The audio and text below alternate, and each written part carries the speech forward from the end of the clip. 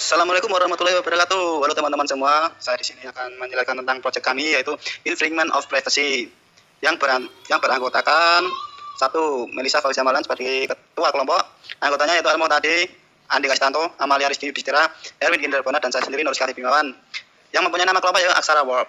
Langsung saja saya akan menjelaskan tentang latar belakang kita. Itu sejalan dengan kemajuan teknologi pada zaman sekarang dan penggunaan internet yang sudah tidak asing bagi kita, membuat segala apa yang kita lakukan menjadi mudah dengan adanya internet. Tapi ada dampak negatif dari sisi penggunaan internet ini, yaitu sebuah kejahatan di dunia maya atau cybercrime. Contoh dari kejahatan tersebut yaitu pada penyalahgunaan data privasi seorang atau sebuah instansi untuk mendapatkan keuntungan. Jadi pada kali ini kami akan mengangkat sebuah permasalahan dari salah satu kejahatan internet yaitu infringement of privacy. Selanjutnya mungkin akan dijelaskan oleh teman-teman saya. Baik, di sini saya akan melanjutkan dari penjelasan oleh Mas Noris tadi, yaitu dari latar belakang dari tim yang kita angkat tentang cybercrime, infringement of privacy, dan maksud dan tujuan kami yaitu yang pertama memenuhi salah satu tugas mata kuliah etika profesi teknologi informasi dan komunikasi. Yang kedua, menambah wawasan tentang cybercrime dan infringement of privacy. Yang ketiga, sebagai masukan kepada mahasiswa agar menggunakan ilmu yang didapat untuk kepentingan yang positif. Kemudian yang terakhir, menambah ilmu penulis tentang bidang teknologi informasi dan komunikasi. Selanjutnya, batasan masalah yang kami angkat, yaitu yang pertama, nanti kami akan menjelaskan tentang jenis-jenis infringement of privacy, kemudian kita akan mengetahui penyebab terjadinya infringement of privacy. Kemudian kita ambil contoh kasus dari infringement of privacy itu sendiri. Dan yang terakhir, menjelaskan tentang cara penanggulangan kasus dari infringement of privacy. Merupakan tindakan kejahatan yang dilakukan oleh seseorang atau sekelompok orang di dunia maya dengan memanfaatkan jaringan komputer, khususnya internet.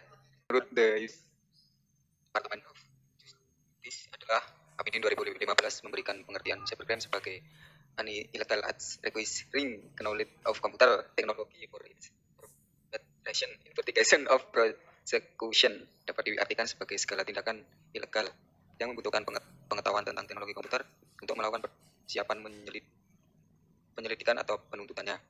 Sedangkan menurut Wahid Lanlabil 2010, cybercrime adalah segala macam penggunaan jaringan komputer untuk tujuan kriminal atau kriminal berteknologi tinggi dengan menyalahgunakan kemudahan teknologi digital. Untuk karakteristik cybercrime ada dua. Satu, kejahatan kerah biru, blue collar crime. Kejahatan ini merupakan jenis kejahatan atau tindak kriminal yang dilakukan secara konvensional seperti misalnya perampokan, pencurian, pembunuhan, dan lain-lain. Itu yang kedua, kejahatan kerah putih, white collar crime.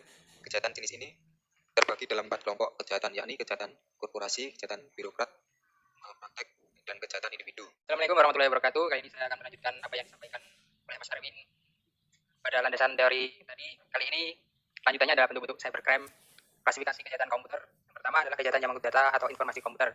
Yang kedua, kejahatan yang menyangkut program atau software komputer. Yang ketiga, pemakaian fasilitas komputer tanpa wewenang untuk kepentingan yang tidak sesuai dengan tujuan pengelolaan atau operasinya. Yang keempat, tindakan yang mengganggu operasi komputer. Yang kelima, tindakan merusak peralatan komputer atau yang berhubungan dengan komputer atau sarana penunjangnya maksudnya. Berikutnya, saya akan menjelaskan pengertian dari infringement of privacy. Singkatnya, dari beberapa Westin pada tahun 1967 menjelaskan privasi adalah hubungan antara kerahasiaan atau privasi. Privasi sebagai klaim individu, kelompok atau lembaga untuk menentukan kapan, bagaimana, dan sejauh mana informasi tentang mereka dikomunikasikan kepada orang lain. Dari penjelasan tersebut, infringement of privacy dapat disimpulkan adalah kejahatan ini ditujukan terhadap informasi yang merupakan hal yang sangat pribadi dan rahasia. Kejahatan ini biasanya ditujukan terhadap keterangan pribadi seseorang yang tersimpan pada formulir data pribadi yang tersimpan secara komputerisasi. Sekian, berikutnya akan dilanjutkan oleh Mas Al-Muhtadi. Selanjutnya di sini saya akan menjelaskan di bagian bab 3 yaitu pembahasan bentuk-bentuk infringement of privacy. Berikut ini adalah beberapa bentuk pelanggaran privasi antara lain: 1. Mengirim dan mendistribusikan dokumen yang bersifat pornografi, menghina, mencemarkan nama baik, dan lain-lain. 2. Melakukan penyadapan informasi seperti halnya menyadap transmisi data orang lain. 3. Melakukan penggadaan tanpa izin pihak yang berwenang. Dan selanjutnya adalah contoh kasus yang mana akhir-akhir ini keberadaan ojek online mulai meresahkan sebagian pengguna jasa ojek lain. Seperti yang dilansir dari halaman Tekno Liputan 6, layanan ini rupanya memiliki tendensi untuk melanggaran privasi penumpang. Analisa kasus yang terjadi adalah beberapa ahli menurutkan adalah sebuah penyedia aplikasi ojek online harus membuat komunikasi berbasis internet atau VoIP. Dengan cara ini, pengojek tidak akan mengetahui nomor pengguna sehingga mengurangi risiko pelanggaran privasi. Ulasan dan penilaian layanan yang diberikan oleh penumpang bisa berupa anonim atau berbasis kode agar menghormati privasi pengguna.